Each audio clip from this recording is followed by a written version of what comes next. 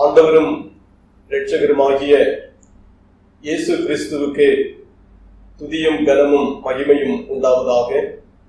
October மாதத்தின் முதல் நாளாகிய இந்த நாளில் உங்கள் அனைவரையும் நான் அன்போடு கூட வாழ்த்துகின்றேன். இந்த ஆராதனையிலே நாம் பங்கெடுத்து இறை ஆசியை பெற்றுக் கொள்வதற்கு இயேசு கிறிஸ்து நமக்கு கிருபை செய்திடுவாராக. நாம் அனைவரும் இணைந்து இரட்சணிய பாடல்கள் 120வது பாடல் இணைந்து பாடுவோம். கர்த்தாவே, தேவர்களில் உமக்கொப்பானவர் யார்? வானத்திலும் பூமியிலும் உமக்கொப்பானவர் யார்? கர்த்தாவே, தேவர்களில் உமக்கொப்பானவர் யார்? வானத்திலும் பூமியிலும் உமக்கொப்பானவர் யார்? உமக்கொப்பானவர் யார்? உமக்கொப்பானவர் யார்? உமக்கொப்பானவர் யார்? உமக்கொப்பானவர் யார்? வானத்திலும் பூமியிலும் உமக்கொப்பானவர் யார்?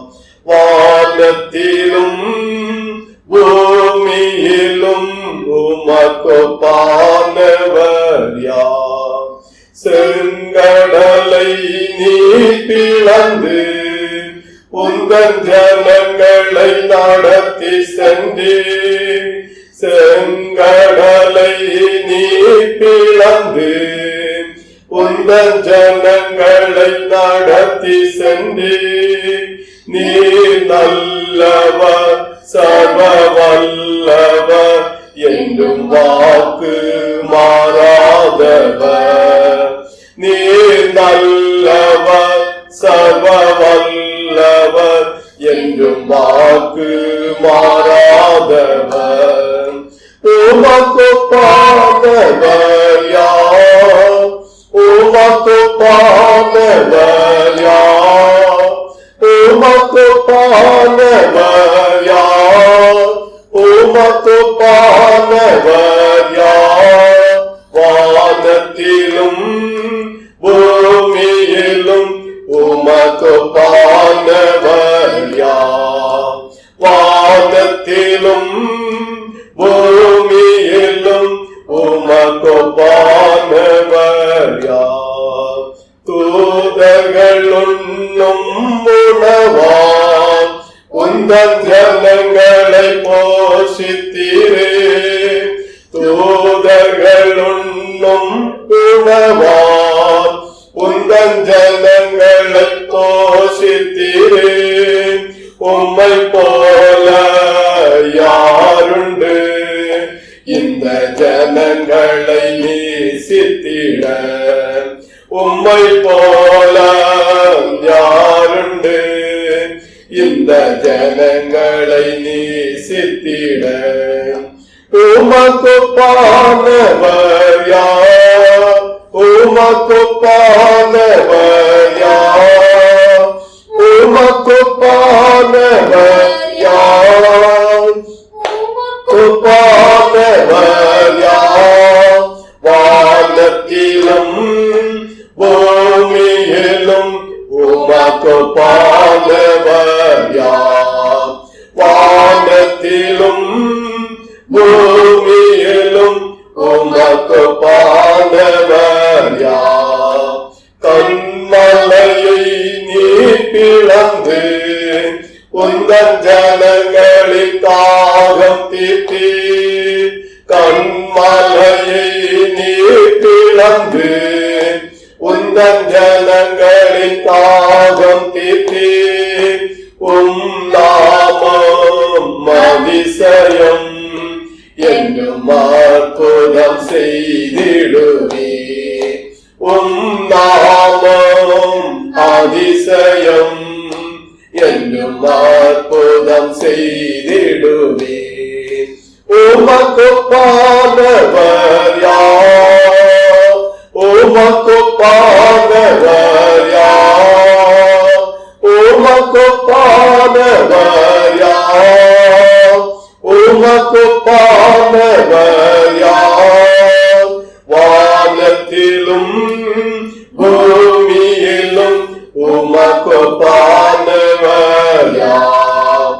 வானத்திலும் பூமியிலும் உமக்கொப்பானவர் யார்?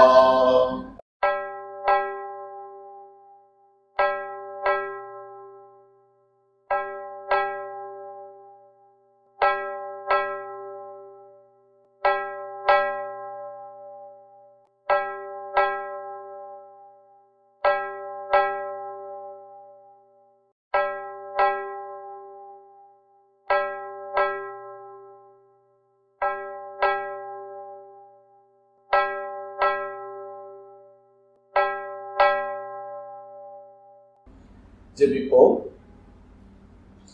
கடவுள் ஆவியாயிருக்கிறார். அவரை தொழுது கொள்கிறவர்கள் ஆவியோடும் உண்மையோடும் அவரை தொழுது கொள்ள வேண்டும். இது கர்த்தர் உண்டு பண்ணின நாள், இதிலே களி கூர்ந்து மகிழ கடவோம். பரிசுத்தமுள்ளவரான எங்கள் அன்பின் இயேசுவே, இந்த சந்தோஷமான ஆராதனை நேரத்தில் நாங்கள் மன மகிழ்வோடு உம்மை ஸ்தோத்தரிக்கிறோம், துதிக்கிறோம். இந்த வருஷத்தின் சென்று போன 9 மாதங்களிலும் கர்த்தர் எங்களோடு ஒவ்வொரு நாளும் உடனிருந்து எங்களுக்கு வேண்டிய பாதுகாப்பை அருளினீர். சுகம் தந்தீர், பலன் தந்தீர், பணிவிடைகளை ஆற்றுவதற்கான வாய்ப்புகளை அருளினீர். நன்றியோடு உம்மை ஸ்தோத்தரிக்கின்றோம். புதிய மாதமாகிய அக்டோபர் மாதத்திலே பிரவேசித்திருக்கிற நாங்கள் இந்த ஆராதனையிலே பங்கெடுத்து எங்கள் இயேசு கிறிஸ்துவை ஸ்தோத்தரித்து பாடவும், உம்முடைய திரு வசனங்களை நாங்கள் வாசித்து தியானிக்கவும், நாங்கள் ஜெபம் ஏறெடுக்கவும் கர்த்தர் எங்களுக்கு வாய்ப்பருளினீர். மாதத்தின் முதல் நாளாகி இந்த நாள் ஆராதனையிலே பங்கேற்கின்ற ஒவ்வொருவரையும் கர்த்தர் கண்ணோக்கி பாரும். உம்முடைய மக்களுடைய வாழ்விலே புதிய மாதத்தில் புதிய ஆசிகளை கர்த்தர் அருளும்படியாக ஜெபிக்கின்றோம். இந்த ஆராதனையின் துவக்கத்திலிருந்து நிறைவு வரையிலும் இயேசு கிறிஸ்துடைய பிரசன்னம் எங்களை ஆட்கொள்ளட்டும். நாங்கள் உம்முடைய கரங்களிலே தாழ்மைப்படுத்தி அர்ப்பணிக்கின்றோம். இயேசு இரட்சகரின் நாமத்தில் ஜெபிக்கிறோம். ஜெபம் கேளும் எங்கள் அன்பின் பிதாவே, ஆமென். கர்த்தருடைய திருப்பெயர் மாட்சிமைக்காக நாம் அனைவரும் இணைந்து கீர்த்தனையில் 15வது பாடல் இணைந்து பாடுவோம். கீர்த்தனை 15. திரிமுதல் கிருபாசனனே சரணம், ஜெகதல ரட்சக தேவா சரணம். திரிமுதல் கிருபாசனனே சரணம், ஜெகதல ரட்சக தேவா சரணம். தினம் அனுதினம் சரணம், கடாட்சி தினம் அனுதினம் சரணம், சர்வீசா. நலம் வளர்க திரித்துவ சரணம், நமஸ்கரி உம்பர்கள் நாதா சரணம். நம்பினே நீது தருணம், தருணம் நம்பினே தினம் சரணம், சர்வீசா. அருவுருவீரருளரசி சரணம், அன்றும் இன்றும் என்றும் உள்ளாய் சரணம். ஆதிகுணனே சரணம், கிரணமொழிர் அருள்வாடி சரணம், சர்வீசா. உலகிடமேவிய உனதா சரணம், ஓ கிருபாசன ஒளியே சரணம். ஒளியருள்வாய் தருணம், மானுவோ உத்தமனே சரணம், சர்வீசா. 147 சங்கீதம் முதல் 11 வசனங்கள் முறைமுறையாக வாசிப்போம். சங்கீதங்களின் புஸ்தகம் 147 முதல் 11 வசனங்கள். கர்த்தரை துதியுங்கள், நம்முடைய தேவனை கீர்த்தனம் பண்ணுகிறது நல்லது, துதித்தலே இன்பமும் ஏற்றதுமாயிருக்கிறது. கர்த்தர் எருசலேமை கட்டுகிறார், துரதுண்ட இஸ்ரவேலரை கூட்டி சேர்க்கிறார். இருதயம் நொறுங்குண்டவர்களை குணமாக்குகிறார், அவர்களுடைய காயங்களை கட்டுகிறார். அவர் நட்சத்திரங்களின் இலக்கத்தை எண்ணி அவைகளுக்கெல்லாம் பேரிட்டு அழைக்கிறார். நம்முடைய ஆண்டவர் பெரியவரும் மகா பலமுள்ளவருமாயிருக்கிறார், அவருடைய அறிவு அளவில்லாதது. கர்த்தர் சாந்த குணம் உள்ளவர்களை உயர்த்துகிறார், துன்மார்க்கரை தரை மட்டும் தாழ்த்துகிறார். கர்த்தரை துதியுடன் பாடி கொண்டாடுங்கள், நம்முடைய தேவனை சுரமண்டலத்தால் கீர்த்தனம் பண்ணுங்கள். அவர் வானத்தை மேகங்களால் மூடி பூமிக்கு மழையை ஆயத்தப்படுத்தி மலைகளில் புல்லை முளைக்கிறார். அவர் மிருக ஜீவன்களுக்கும் கூப்பிடுகிற காக்கை குஞ்சுகளுக்கும் ஆகாரம் கொடுக்கிறார். அவர் குதிரையின் பலத்தில் விருப்பமாயிரார், வீரருடைய காற்றில் பிரியப்படார். இணைந்து படிப்போம். தமக்கு பயந்து தமது கிருபைக்கு காத்திருக்கிறவர்கள் மேல் கர்த்தர் பிரியமாய் இருக்கிறார். பிதாவுக்கும் குமாரனுக்கும் பரிசுத்த ஆவிக்கும் மகிமையோ நாவதாக ஆவிலும் இப்பொழுதும் எப்பொழுதுமான சதா காலங்களிலும் மகிமை உண்டாவதாக. ஆமென். திருமறை பாடம் படிக்க கேளுங்கள். பரிசுத்த மத்தேயு எழுதின சுவிசேஷம் 15ஆம் அதிகாரம் 21ஆம் வசனம் துவங்கி 28ஆம் வசனம் முடிய. பரிசுத்த மத்தேயு 15ஆம் அதிகாரம் 21ஆம் வசனத்திலிருந்து 28வது வசனம் முடிய. பின்பு இயேசு அவ்விடம் விட்டு புறப்பட்டு தீரு சீதோன் பட்டணங்களின் திசைகளுக்கு போனார். அப்பொழுது அந்த திசைகளில் குடியிருக்கிற கானானிய ஸ்திரீ ஒருத்தி அவரிடத்தில் வந்து, ஆண்டவரே, தாவீதின் குமாரனே, எனக்கு இரங்கும், என் மகள் பிசாசினால் கொடிய வேதனைப்படுகிறாள் என்று சொல்லி கூப்பிட்டாள். அவளுக்கு பிரதியுத்தரமாக அவர் ஒரு வார்த்தையும் சொல்லவில்லை. அப்பொழுது அவருடைய சீஷர்கள் வந்து, இவள் நம்மை பின்தொடர்ந்து கூப்பிடுகிறாளே, இவளை அனுப்பிவிடும் என்று அவரை வேண்டிக் கொண்டார்கள். அதற்கு அவர், காணாமற் போன ஆடுகளாகிய இஸ்ரவேல் வீட்டாரிடத்திற்கு அனுப்பப்பட்டேனே அன்றி மற்றபடி அல்ல என்றார். அவள் வந்து, ஆண்டவரே, எனக்கு உதவி செய்யும் என்று அவரை பணிந்து கொண்டாள். அவர் அவளை நோக்கி, பிள்ளைகளின் அப்பத்தை எடுத்து நாய்க்குட்டிகளுக்கு போடுகிறது நல்லதல்ல என்றார். அதற்கு அவள், மெய்தான் ஆண்டவரே, ஆகிலும் நாய்க்குட்டிகள் தங்கள் எஜமான்களின் மேஜையில் இருந்து விழும் துணிக்கைகளை தின்னுமே என்றாள். இயேசு அவளுக்கு பிரதியுத்தரமாக, ஸ்திரீயே, உன் விசுவாசம் பெரிது, நீ விரும்புகிறபடி உனக்கு ஆக கடவது என்றார். அந்நேரமே அவள் மகள் ஆரோக்கியமானாள். கிறிஸ்துவுக்கே மகிமை உண்டாவதாக.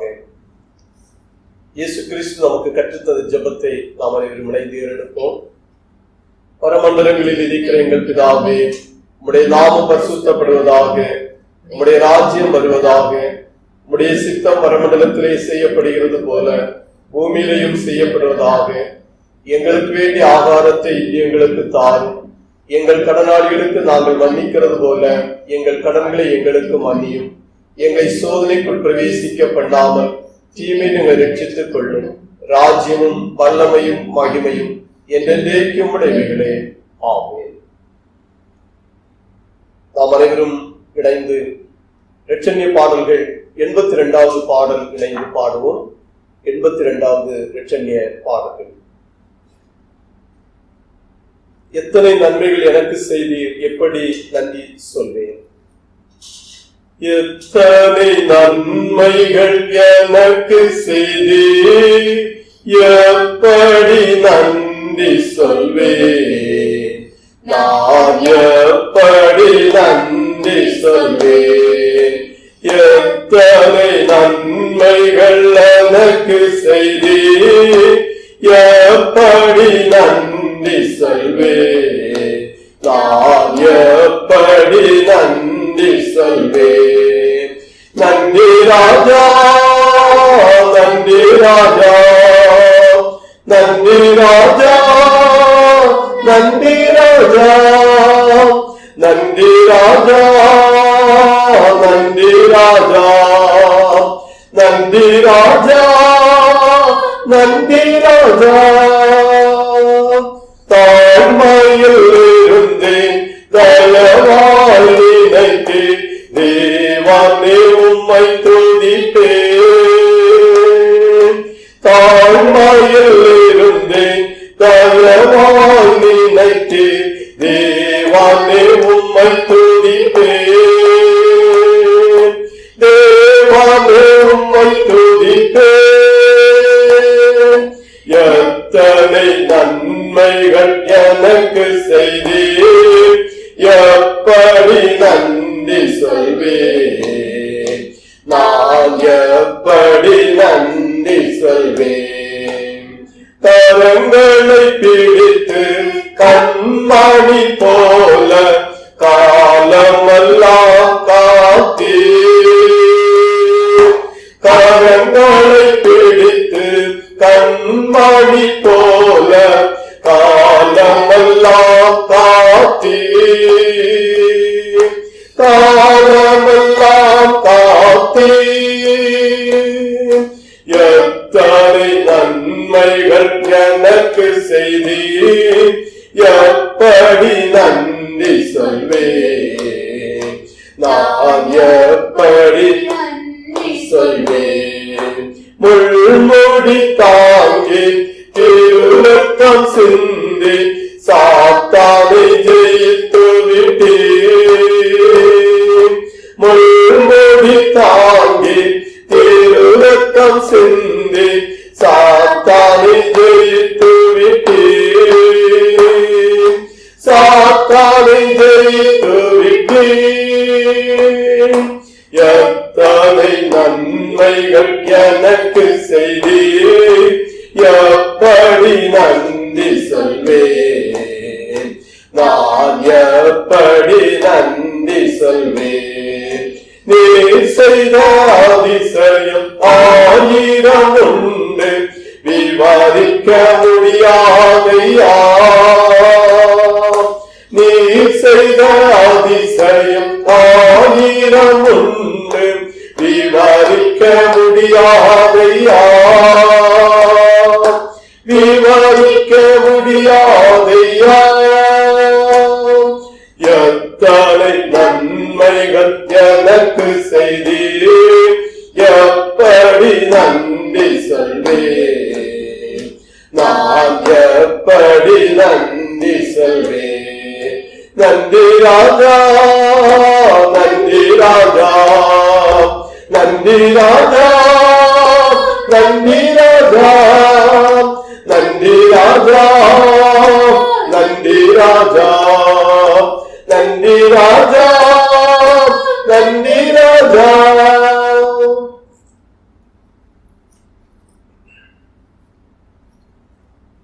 ஆண்டவரும் உலகின் இரட்சகருமாகிய இயேசு கிறிஸ்துவின் பரிசுத்த நாமத்தில் உங்கள் அனைவரையும் அன்போடு வாழ்த்துகின்றேன். சிறப்பாக புதிய மாதமாகிய அக்டோபர் மாதத்தின் வாழ்த்துக்களையும் மிக்க மகிழ்வோடு தெரிவித்துக் கொள்கிறேன்.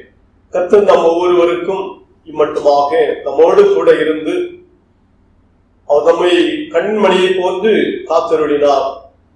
அந்த கர்த்தருக்கு நாம் நன்றியோடு துதி ஸ்தோத்திரங்களை ஏறெடுப்போம். கர்த்தருடைய வசனத்தை தியானிப்பதற்கு முன்பதாக தலைவணங்கி ஜெபிப்போம். கிருபை உடையவரான எங்கள் அன்பின் இயேசுவே, நீர் எங்களுக்கு வழங்கியிருக்கிற ஜீவனுள்ள திருவசனங்களை நாங்கள் சில மணி துளிகள் தியானிக்கின்றோம். வசனத்தின் வாயிலாக எங்களோடு பேசுவீராக. ஒவ்வொரு மக்களும் இந்த வசனத்தை கேட்கவும் இந்த வசனத்தினால் ஆசீர்வதிக்கப்படவும் கர்த்தர் அருள் செய்ய வேண்டும் என்று சொல்லிக்கிறார். நம்முடைய கரங்களிலே தாழ்மையோடு அர்ப்பணிக்கின்றோம். இயேசு கிறிஸ்துவின் நாமத்தில் ஜெபிக்கிறோம் பிதாவே, ஆமென். அக்டோபர் மாதமாகிய முதல் தேதியாகிய இந்த நாளிலே உலக அளவிலே ஒரு சிறப்பான நாளாகவும் காணப்படுகிறது. முதியோர்களின் தினமாக ஆசரிக்கப்படுகிறது. ஆகவே முதியோர்களான ஒவ்வொருவருக்கும், அன்பின் தாய்மார்கள், அன்பு தகப்பன்மார் ஒவ்வொருவருக்கும் அன்பின் வாழ்த்துக்களை தெரிவித்துக் கொள்கின்றேன். கர்த்தர் தாமே புதுமையின் நாட்களிலும் புது பலனை ஒவ்வொரு நாளும் அருளி உங்களை வழிநடத்துவாராக. இந்த புதிய மாதத்திலே நாம் மத்தேயு சுவிசேஷம் 15ஆம் அதிகாரம் 28வது திருவசனத்தை படிக்கின்றேன். நீ விரும்புகிறபடி உனக்கு ஆக கடவுது என்ற அந்த வசனத்தில் நாம் படிக்க முடிகிறது. மத்தேயு சுவிசேஷம் 15:28 கடைசி பகுதியிலே நீ விரும்புகிறபடியே உனக்கு ஆக கடவுது என்று அருளாளர் இயேசு கிறிஸ்து சொல்லியிருக்கிறார். Let it be to you as you desire என்று பார்க்கிறோம். இந்த புதிய மாதத்தில் நம் விருப்பங்களை அறியும் இயேசு என்ற தலைப்பில் நாம் சில நிமிடங்கள் சிந்திப்போம். நம்முடைய விருப்பங்களை அறிகின்ற இயேசு. இயேசு கிறிஸ்து ஒரு பெண்மணியிடத்தில் சொல்கிறார், நீ விரும்புகிறபடி உனக்கு ஆக கடவுது. நம்முடைய வாழ்க்கையில் ஒவ்வொரு நாளும் அநேக விருப்பங்கள் நமக்கிடத்திலே காணப்படுகிறது. மனிதர்கள் எல்லோரும் ஏதோ ஒரு காரியத்திலே விருப்பத்தோடு காணப்படுகிறோம். அந்த விருப்பங்கள் நிறைவேறுவதற்காக சுயமாக முயற்சி எடுக்கிறோம். இன்னும் ஆண்டவரிடத்திலே ஜெபிக்கிறோம், இயேசுவே என்னுடைய விருப்பத்தை நிறைவேற்றி தாரும் என்று நாம் ஜெபித்து வருகிறோம். சில விருப்பங்கள் அவசரமாக நிறைவேற வேண்டும், மிக மிக அவசரமாகவும் நிறைவேற வேண்டும் என்று நாம் வாஞ்சிக்கின்றோம். ஆக அப்படி அநேக விருப்பத்தோடு வாழ்ந்து கொண்டிருக்கிற நாம் புரிந்து கொள்ள வேண்டிய கட்டாயமான ஒன்று, என்னுடைய விருப்பத்தை இயேசு கிறிஸ்து அறிகிறார் என்கிற விசுவாசம், நம்பிக்கை கர்த்தருடைய பிள்ளைகளான ஒவ்வொருவருடைய உள்ளத்திலும் நிச்சயம் வேண்டும். என் விருப்பத்தை நான் மட்டுமல்ல அறிவது, என்னுடைய வீட்டில் இருப்பவர்கள் மட்டுமல்ல அறிவது, என் இயேசு என்னுடைய விருப்பத்தை அறிகிறார் என்கிற விசுவாசம் நிச்சயமாகவே ஒவ்வொரு மக்களுடைய உள்ளத்திலும் காணப்பட வேண்டும். ஏனென்றால் சில விருப்பங்களை அது நிறைவேறவில்லையே என்று சொல்லி நாம் வேதனை அடைகிறோம். நம்முடைய விசுவாசம் இயேசு என் விருப்பத்தை அறிகிறார் என்று இருக்கும் பொழுது நம்முடைய விருப்பங்கள் நிறைவேறவில்லை என்றாலும் நாம் மகிழ்ந்திருப்போம்.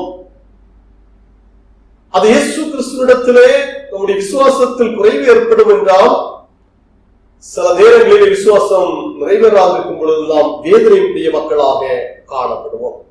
ஆகவே நம்முடைய வாழ்க்கையிலே கர்த்தர் என்னுடைய விருப்பத்தை அறிகிறார், எனக்கு தேவையானவைகளை அவர் அறிந்து வைத்திருக்கிறார் என்கின்ற அந்த நம்பிக்கையில தொடர்ந்து வாழ அழைக்கப்படுகிறது. 1 ராஜாக்கள் புஸ்தகம் 3ஆம் அதிகாரம் 5வது வசனத்திலே பார்க்கிறோம். கடவுள் ஒரு மனிதனிடத்தில் சொல்கிறார், நீ விரும்புகிறதை என்னிடத்திலே கேள். சாலமோன் அரசரிடத்திலே கேட்கும் பொழுது, நீ விரும்புகிறதை என்னிடத்திலே கேள்.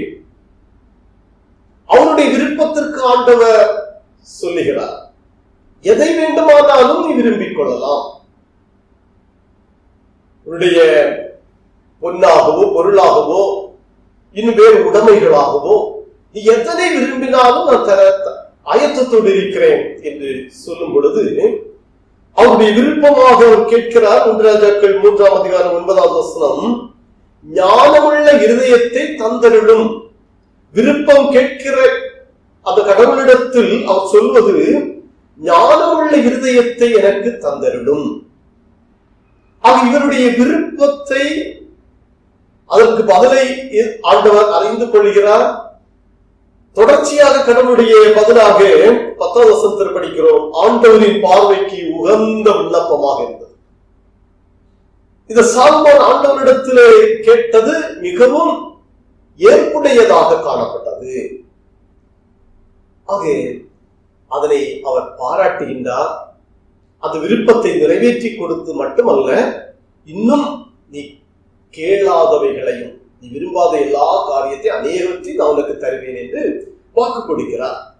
ஆக அன்பிற்குரிய இறை மக்களே, நம்முடைய இந்த நேரத்திலே இந்த வசனத்தை தியானித்துக் கொண்டிருக்கும் பொழுது உங்களுடைய உள்ளத்தில் எந்த விருப்பத்தோடு கூட வாழ்ந்து கொண்டு இருக்கிறீர்கள்? நம்மை நாமே ஆய்வு செய்து பார்ப்போம். அநேக விருப்பங்கள் காணலாம் நம்முடைய வாழ்க்கையில. என்னுடைய வாழ்க்கை இப்படி ஆக இருந்தால் நன்றாக இருக்குமே, என்னுடைய பணிபடைகளிலே இன்னமும் அநேக வளர்ச்சிகள் காண வேண்டுமே, பொருளாக, பணமாக, இன்னும் அநேக காரியங்கள் தேவைப்படுகிறது அல்லவா? இப்படிப்பட்ட விருப்பங்களோடு நாம் காணப்படுகிறது. 1-2 விருப்பங்கள் அல்ல, இன்னும் அதிகமான விருப்பத்தோடு காணப்படலாம். அல்லாஹ் இயேசு கிறிஸ்து உங்கள் விருப்பத்தை அறிகின்றவராக இருக்கிறார் என்பதை மறந்து போக வேண்டாம். ஒவ்வொருடைய வாழ்வுக்கு வேண்டிய விருப்பங்களை அறிகிறார். ஆனால் அவருடைய கர்த்தருடைய விருப்பத்தின்படி அவற்றை நிறைவேற்றுகின்றவராக இருக்கிறார். அதனை நாம் அங்கீகரித்து ஏற்றுக்கொள்ள வேண்டும். இந்த பகுதியில நாம் இன்றைக்கு சுவிசேஷ பகுதியாக படிக்க முடிந்தது மத்தேயு சுவிசேஷம் 15ஆம் அதிகாரத்தில் 21ஆம் வசனத்திலிருந்து 28வது வசனம் வரையிலும். அங்கு நாம் தியான மைய வசனமாக படித்தோம். ஒரு பெண்மணியிடத்தில் இயேசு சொல்கிறார், நீ விரும்புகிறபடியே உனக்காக கடவுள். இந்த பெண்மணி என்ன விருப்பத்தோடு இயேசு கிறிஸ்துவினிடத்தில் வருகிறாள்? அந்த விருப்பத்தை கிறிஸ்துநாதர் நிறைவேற்றுகின்றார். அதை நிறைவேற்றுவதற்கு இந்த பெண்மணி தன்னுடைய வாழ்க்கையிலே எவ்வாறாக செயல்பட்டாள் என்பதனை நாம் தியானிப்பதும், அது வாயிலாக நம்முடைய வாழ்க்கையிலே இவற்றை பின்பற்றினால் நம்முடைய வாழ்க்கை மிகவும் சிறப்பாக உயர்வடையுமே என்று சொல்லுகின்றதான ஒரு நல்ல நிலைக்கு நாம் வருவதற்கு இந்த நாளிலே நாம் தொடர்ந்து தியானிக்கின்ற திருவசனங்கள் உதவியாக இருக்கும். முதலாவதாக இந்த இடத்துல சொல்லப்பட்டிருக்கிற அந்த பெண்மணியினுடைய விருப்பம் நிறைவேறுவதற்கு அவள் எப்படி செயல்பட்டாள்? முதல் குறிப்பாக பார்க்கும் பொழுது மத்தேயு சுவிசேஷம் 15ஆம் அதிகாரம் 22வது வசனத்திலே பார்க்கின்றோம். அப்பொழுது அந்த திசைகளில் குடியிருக்கிற கானானிய ஸ்திரீ ஒருத்தி அவரிடத்தில் வந்து, ஆண்டவரே, தாவீதின் குமாரனே, எனக்கு இரங்கும், என் மகள் பிசாசினால் கொடிய வேதனைப்படுகிறாள் என்று கூப்பிட்டாள். அந்த கானானிய ஸ்திரீனுடைய விசுவாச வாழ்க்கையை நாம் முதலாவதாக தியானிப்போம். அவனுடைய விசுவாசம் எப்படி காணப்பட்டது? ஒரு மேலோட்டமான விசுவாசமா? ஒரு தடுமாற்றம் நிறைந்த விசுவாசமா? புறக்கணித்து செல்லுகின்ற விசுவாசமா? என் காரியங்கள் ஒன்றும் நடைபெறவில்லை, இனி நான் விசுவாசித்து பிரயோஜனம் இல்லை, இந்த இயேசுவை நம்பி இருப்பதில் எந்த பயனும் இல்லை என்று சொல்லி திரும்பி சென்ற விசுவாசமா என்பதை இவருடைய வாழ்க்கையிலே நாம் அறிய முடிகிறது. கானானிய ஸ்திரீயுடைய விசுவாச வாழ்வு. Lord, son of David, have mercy on me. My daughter is suffering terribly from demon possession என்று பாருங்கள். அருமையானவர்களே, இந்த தீரு சீதோன் பட்டணங்களிலே இயேசு கிறிஸ்து வருகிறார். இந்த தீரு சீதோன் பட்டணமானது அது பெனிக்கேயா ராஜ்யத்திலே இருக்கிற ஒரு புறஜாதி பட்டணமாக காணப்படுகிறது. புறஜாதி பட்டணம். மார்க்கு சுவிசேஷம் 7ஆம் அதிகாரம் 26வது வசனத்திலே சீரோ பெனிக்கேயா என்று அந்த மார்க்கு சுவிசேஷ ஆக்கியோன் கூறுகின்றார். ஆக இங்குள்ள மக்கள் மோசமான பக்தி உடையவர்களாக காணப்படுகின்றார்கள். இயேசு கிறிஸ்து மத்தேயு சுவிசேஷம் 11ஆம் அதிகாரம் 21வது வசனத்திலே பார்க்கும் பொழுது இந்த தீரு சீதோன் பட்டணத்தை அவர் கண்டித்து உணர்த்துகிறார். நீ மனம் திரும்பினால் உனக்கு நன்றாக இருக்கும் என்று சொல்லப்பட்டிருப்பதிலிருந்து நாம் கண்டுகொள்வது, அவர்கள் மனம் திருந்தாத ஒரு வாழ்வுக்குள்ளே வாழ்ந்து கொண்டிருக்கிற ஒரு புறஜாதி மக்களாக இந்த தீரு சீதோன் பட்டணத்தின் மக்கள் காணப்பட்டார்கள். அந்த பட்டணத்திலே தான் இயேசு கிறிஸ்து செல்லுகின்றார். அங்கு கானானிய ஸ்திரீயை காண்கின்றார். அவள் ஒரு விக்கிர ஆராதனையை செய்து கொண்டிருந்த ஒரு பெண்மணியாக காணப்பட்டுக் கொண்டிருந்தார். ஒரு புறஜாதி பெண்மணி. ஆக இந்த புறஜாதி பெண்மணி தன்னுடைய மகளுக்கு பிசாசுடைய தொந்தரவு இருக்கிறது, அதற்கு இயேசு கிறிஸ்துவினிடத்திலே வருகிறார். இயேசு கிறிஸ்துவனிடத்திலே இதுவரையிலும் ஒரு விசுவாசம் வைத்திராத ஒரு பெண்மணி, ஒரு புறஜாதி இனத்தை சார்ந்த ஒருவராக காணப்பட்டு இப்பொழுது தாவீதின் குமாரனே எனக்கு இரங்கும் என்று கூப்பிடுகின்றாள். மிகுந்த வேதனையோடு இருக்கிறாள், ஒரு பரிதவிக்கப்பட்ட நிலையோடு இருக்கிறாள். நான் என்ன செய்வேன்? அவள் தான் வணங்கி வந்த கடவுளை வணங்கி இருக்கலாம் இந்த நோயிலிருந்து விடுதலையாக்கப்படுவதற்கு. இயேசு கிறிஸ்துவின் வல்லமையின் செயல்பாடுகளை அறிந்த ஒருவராக இருக்கலாம், ஆனால் அவரிடத்திலே தன்னை அர்ப்பணியாத ஒருவராக காணப்படுகின்றாள். அவரை அறிந்து மட்டும் வைத்திருக்கிறாள். இப்பொழுது அவரிடத்திலே முழுமையாக விசுவாசத்தோடு இருக்கிறாள். தாவீதின் குமாரனே எனக்கு இரங்கும், பரிதாபத்தோடு இருக்கிற ஒரு பெண்மணியினுடைய வாழ்வை நாம் காண்கின்றோம். மத்தேயு சுவிசேஷம் 7ஆம் அதிகாரத்திலே பார்க்கிறோம், கேளுங்கள் அப்பொழுது உங்களுக்கு கொடுக்கப்படும், உங்களுக்கு நீங்கள் அதை பெற்றுக் கொள்வீர்கள் என்று சொல்லி பார்க்க முடிகிறது. ஆக 1 சாமுவேல் புத்தகம் 1ஆம் அதிகாரம் 10ஆம் வசனத்திலே பார்க்கிறோம், மனம் கசந்து அழுதாள் என்று சொல்லி அன்னாளுடைய வாழ்வை குறித்து பாருங்கள். அவள் போய் மனம் கசந்து அழுதாள். தன்னுடைய தேவைக்காக மனம் கசந்து அழுகின்ற ஒரு நிலைமை. இந்த கானானிய ஸ்திரீயும் இயேசு கிறிஸ்துவிடத்திலே தன்னுடைய மகனின் சுகத்திற்காக வேதனையோடு புலம்புகிறாள். இந்த வேளையிலே அது மட்டுமல்ல, அடுத்த வசனத்திலே பார்க்கும் பொழுது 25ஆம் வசனத்திலே பார்க்கிறோம், அவள் வந்து ஆண்டவரே எனக்கு உதவி செய்யும் என்று அவரை பணிந்து கொண்டாள். மீண்டுமாக அவள் வருகின்றாள், எனக்கு உதவி செய்யும் ஆண்டவரே என்று பணிந்து கொள்ளுகின்ற ஒரு பெண்மணியாக அவள் காணப்படுகின்றாள். தொடர்ந்து உள்ள வசனங்களிலே நாம் பார்க்கின்ற வேளையில் 27 பார்க்கின்றோம், அங்கு இயேசு கிறிஸ்துனுடைய சில வார்த்தைகளை பார்க்கின்ற வேளையில் அவள் தளர்ந்து போகவில்லை. இயேசு கிறிஸ்துவால் இந்த இடத்தில் அவள் புறக்கணிக்கப்படுகின்றாள். இயேசு கிறிஸ்துவை ஏற்றுக்கொண்டவராக அல்ல, இங்கு புறக்கணிக்கப்பட்ட ஒரு சூழலிலே இந்த பெண்மணி இயேசு கிறிஸ்துவிடத்திலே காணப்படுகிறாள். என்றாலும் அந்த பெண்மணி அந்த விசுவாசத்திலிருந்து பின்மாறவில்லை. விசுவாசத்திலே உறுதியாக இருந்த அந்த பெண்மணியினுடைய வாழ்வை நாம் காண முடிகிறது.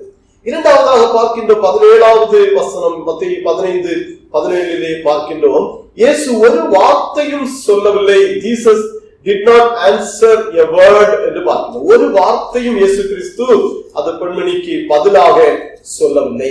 எவ்வளவு வேதனை அடைந்திருப்பார். இந்த இரண்டாவது பகுதியாக நாம் பார்க்கின்ற வேளையில் ஒரு விசுவாச சோதனையை நாம் காண முடிகிறது. விசுவாசத்தோடு இருந்த பெண்மணி, தாவீதின் குமாரனி என்று அழைத்து வந்த அந்த பெண்மணி, எனக்கு உதவி செய்யும் என்று அழைத்து வந்தவள், பொழுது அந்த இரண்டாவது பகுதியிலே பார்க்கிற விசுவாச சோதனைக்கு உட்பட்ட ஒரு பெண்மணி. அவள் சந்தித்த விசுவாச சோதனை என்பது, உதவி கேட்ட அந்த பெண்மணிக்கு இயேசு கிறிஸ்து ஒரு வார்த்தையும் சொல்லாமல் காணப்படுகிறாள். தேவையோடு அந்த நேரத்திலே, மிகவும் வேதனையோடு அழுகையோடு அந்த நேரத்தில் இயேசு கிறிஸ்து ஒரு வார்த்தையும் சொல்லவில்லை. அப்படி என்றால் உள்ளமானது மிகவும் ஒரு சோதனைக்கு உட்பட்டப்பட்டிருக்கிறது. என்னுடைய விசுவாசம் இனி என்ன செய்வேன்? இவர் ஒரு வார்த்தையும் சொல்லவில்லையே.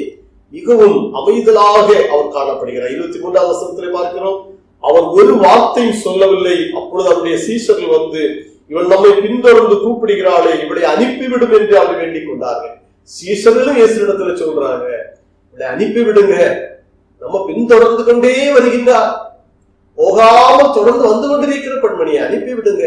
ஆனால் அவர் ஒரு வார்த்தையும் சொல்லவில்லை. இருக்கிற வேதனையிலே வேதனை இன்னமும் அதிகமாகிறது. ஒரு பதிலாவது சொல்ல மாட்டாரா என்று சொல்லி இருக்கிற நிலைமை. யோவான் சுவிசேஷம் 2ஆம் அதிகாரம் 3-4 வசனத்திலே பார்க்கிறோம், கானா ஒரு திருமண வீட்டில் திராட்சரசம் குறைவிட்ட பொழுது இயேசு கிறிஸ்து இடத்திலே தன்னுடைய தாய் சொல்லுகின்றார், அவர்களுக்கு திராட்சரசம் குறைவுபட்டு விட்டது.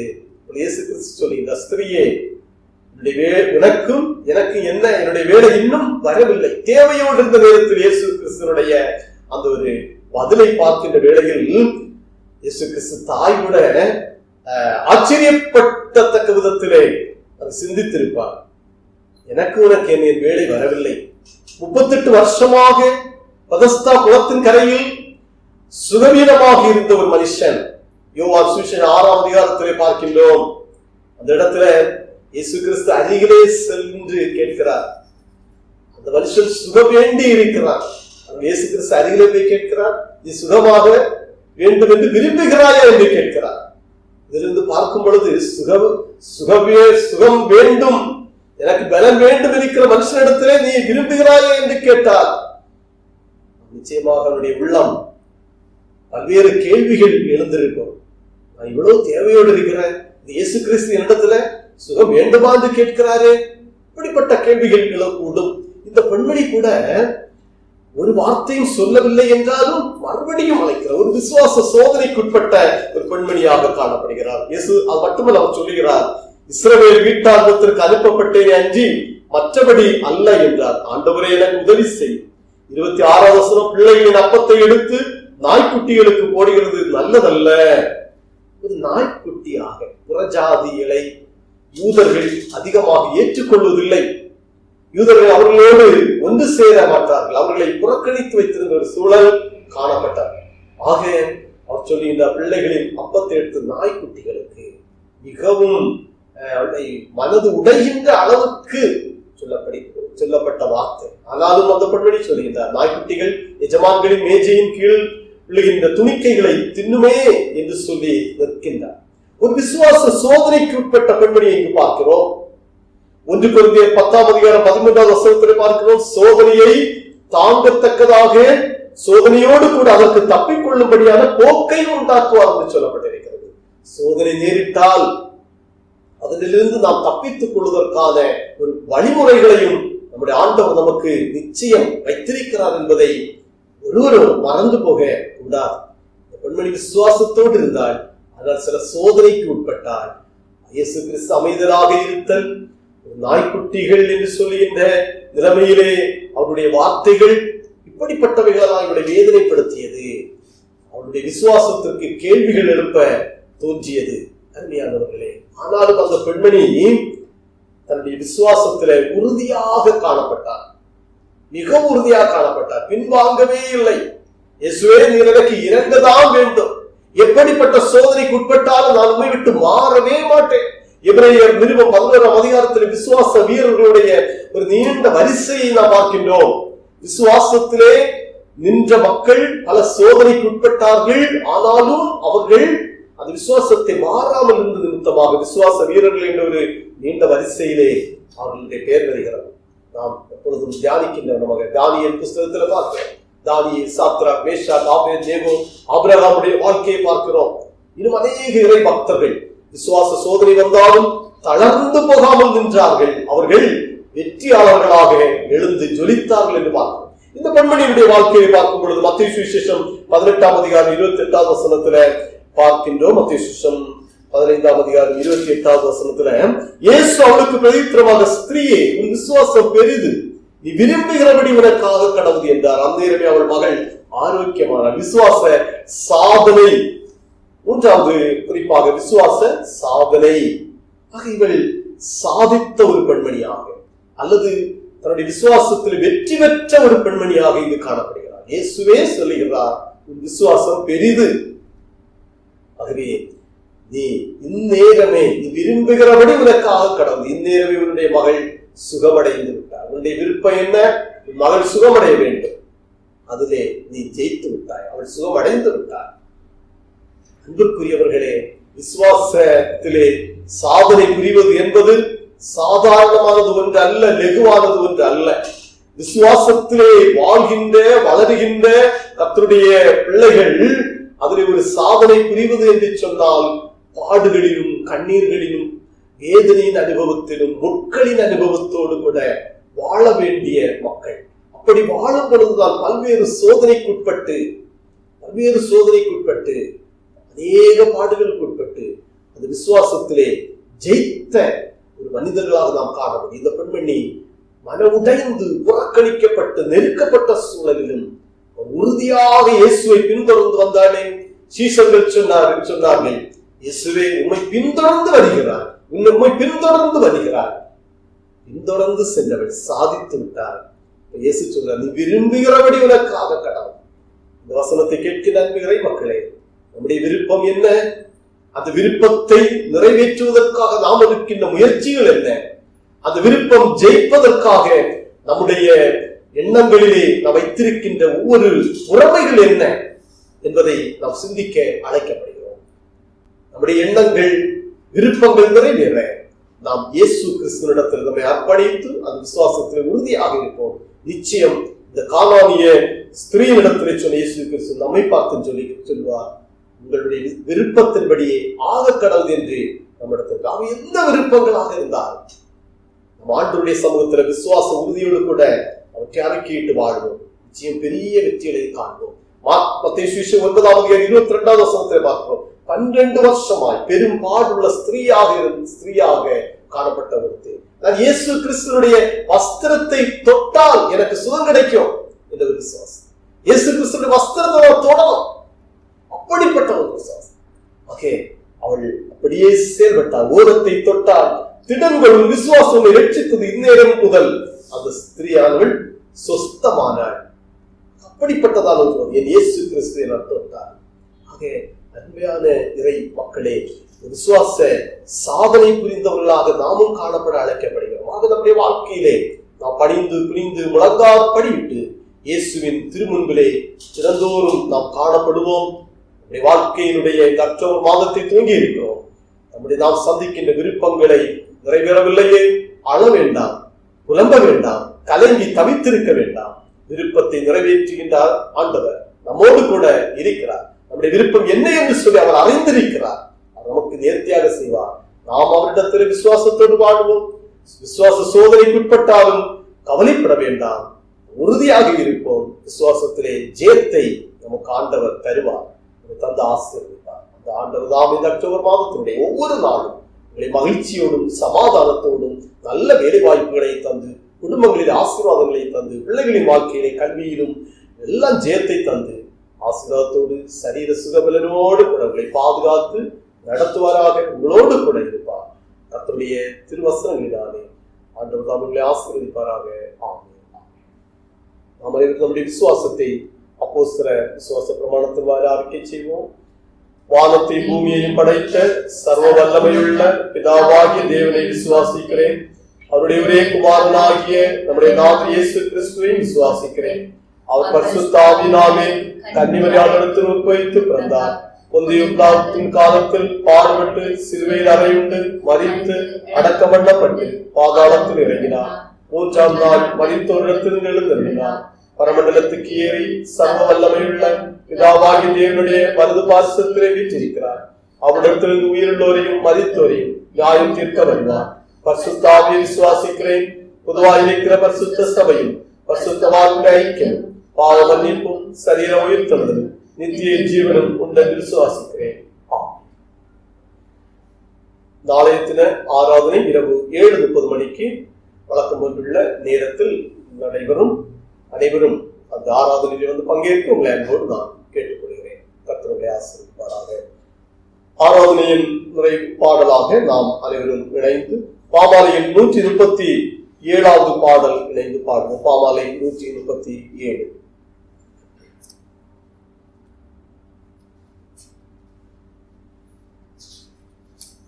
எந்த ஜீவன் இயேசுவே சொந்தமாக ஆடுவேன்.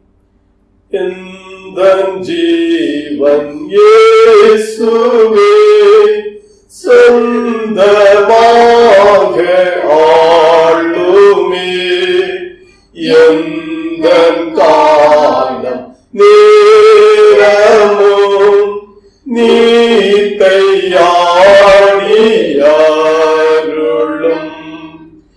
எந்த கை பேரம்பினால் ஏவப்படும். எந்த கால் சேவை செய்ய வீரையோ அழகாக விளங்கும். எந்த நாவு இன்பமாய்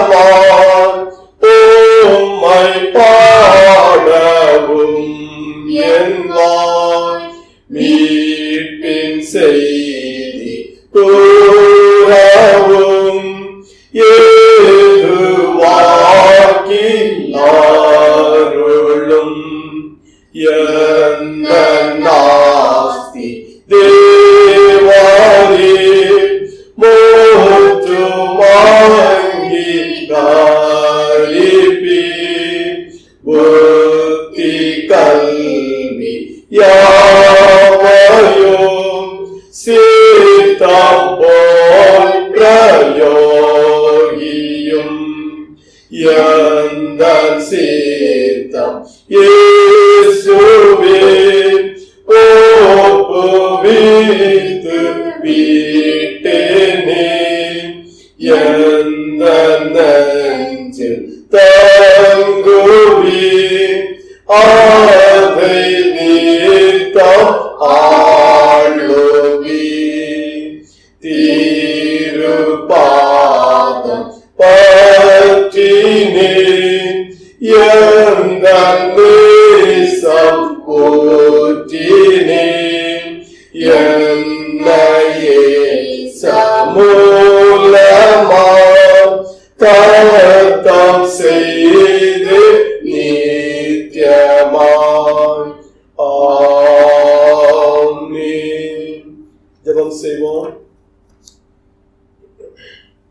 எங்கள் விருப்பத்தை அறிகின்றவரான அன்பு இயேசுவே, புதிய மாதத்தினுடைய முதல் நாள் ஆராதனையிலே பங்கேற்கும் வாய்ப்பை எங்களுக்கு அருளினதற்காக நன்றி செலுத்துகின்றோம். அன்பின் இயேசுவே, உம்முடைய மக்களான ஒவ்வொருவரையும் கர்த்தர் ஆசீர்வதிப்பீராக. உம்முடைய சமூகத்திலே அமர்ந்திருந்து ஆராதிப்பதற்கான வாய்ப்புகளை ஆண்டவர் தந்ததற்காக நன்றி செலுத்துகிறோம். இந்த ஆன்லைன் மூலமாக நாங்கள் ஆண்டவரே ஆராதனையிலே பங்கேற்க கர்த்தர் கிருபை செய்தீர். ஒவ்வொருவரையும் ஆசீர்வதிப்பீராக. குழந்தைகள், சின்ன பிள்ளைகள், வாலிப பிள்ளைகள், பெற்றோர் அனைவரோடும் உடைய பேரருள் நிறைவாக இருக்கட்டும். புதிய மாதத்தினுடைய வாழ்க்கை ஆசீர்வாதமாக இருக்கட்டும், சமாதானம் நிறைந்ததாக இருக்கட்டும், சந்தோஷம் கிடைக்கப்படுவதாக காணப்படட்டும். நல்ல தொழில் வாய்ப்புகள், அதிலே உயர்வுகள், வருவாய்கள் எல்லாவற்றிலும் குறைவில்லாமல் நிறைவாக பெற்றுக் கொள்வதற்கு இந்த மாதத்திலே கர்த்தர் இரக்கம் கூர்ந்து ஆண்டவரை ஆசீர்வதிக்க வேண்டும் என்று சொல்லிக்கிறோம். சரீர அளவிலே புதுபலத்தால், மனபலனை தாரும், எந்த சோர்வில் அணுகாதபடிக்கு கர்த்தர் காத்துக் கொள்வீராக. தேசத்தில் இருந்து இந்த கொரோனா நோயினுடைய பாதிப்புகள் ஆண்டவரை மாறுவதற்கும், நோய் பரவாமல் தடுக்கப்படுவதற்கும் கர்த்தர் கிருபை செய்வீராக. பாதிக்கப்பட்டு சிகிச்சை பெறுகின்ற மக்களும் பரிபூர்ண விடுதலையை பெற்றுக் கொள்வதற்கு ஆண்டவர் இந்த மாதத்திலே ஆண்டவரே இறங்கி கிருபை செய்ய வேண்டும் என்று சொல்லிக்கிறோம். தேசம் முழுவதும் இயேசுவின் வல்லமையின் கரம் தொடட்டும். தேச தலைவர்களை ஆண்டவர் ஆசீர்வதிப்பீராக. உலகம் முழுவதும் இருக்கிற மக்கள் ஆசீர்வதிக்கப்படட்டும். கர்த்தாவே, அன்பின் இயேசுவே, நீரே எங்களோடு இம்மட்டும் கூட இருந்து பேசினதற்காக, எங்களை ஆசீர்வதித்தவுடைய தயவிற்காக நாங்கள் உமக்கு நன்றியும் ஸ்தோத்திரத்தையும் சொல்கிறோம். ஆண்டவரே, நாளைய தினத்தினுடைய இரவு ஆராதனையிலும் அனைவரும் இணைந்து பங்கேற்பதற்கு கர்த்தர் அருள் புரியும்படியாக நாங்கள் சொல்லிக்கிறோம். உடைய பரிசுத்தமுள்ள கரங்களில் எங்களை அர்ப்பணிக்கிறோம். அந்த கானானிய ஸ்திரீனுடைய விசுவாச வாழ்வில் போன்று, விசுவாச வாழ்வில் ஏற்பட்ட சோதனையிலும் உறுதியாக இருந்ததை போன்று, அதன் நிமித்தமாக ஒரு விசுவாச வெற்றி பெற்ற ஒரு பெண்மணியாக காணப்பட்டு தன்னுடைய விருப்பமாகிய தன்னுடைய மகள் சுகமடைய வேண்டும் என்ற அந்த உயரிய விருப்பத்தை இயேசுநாதர் நிறைவேற்றி ஆசீர்வதித்ததை நாம் தியானித்ததை போல் எங்கள் வாழ்க்கையிலும் ஆண்டவரே எங்களுடைய விருப்பங்கள் நிறைவேற நம்முடைய சமூகத்துல மிக நம்பிக்கையோடு நாங்கள் உறுதியாக வாழ்ந்து முன்னேறுவதற்கு அருள் தாரும். எல்லா துதியும் கனமும் மகிமையும் இரட்சகர் மீட்பெருமான இயேசு கிறிஸ்துவுக்கே தெரிவிக்கிறோம். கிறிஸ்து இயேசுவின் நாமத்தில் ஜெபிக்கிறோம். ஜெபங்கேடும் ஜீவனுள்ள நல்ல பிதாவே, ஆமென். ஆசீர்வாதம்.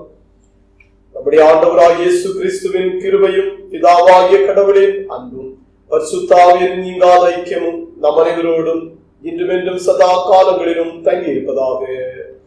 ஆமென். ஆமென்.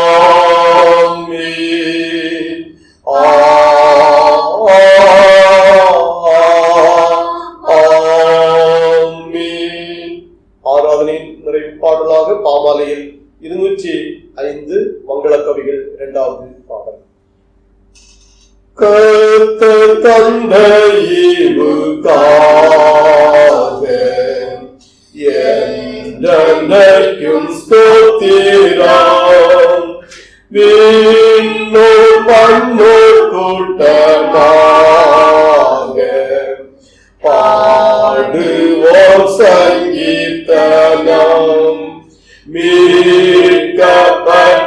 யாவராலும் ஏக தேவரிருக்கே ஆரவாரமாயன்றைக்கும் ஸ்தோத்திரம் உண்டாகவே. ஆமென். கர்த்தர் உங்களுடன் இருப்பாராக. அவரது ஆவியோடும் இருப்பாராக. சமாதானத்துடன் சென்று வாருங்கள். கர்த்தருடைய நாமத்தினாலே. ஆமென். Praise the Lord.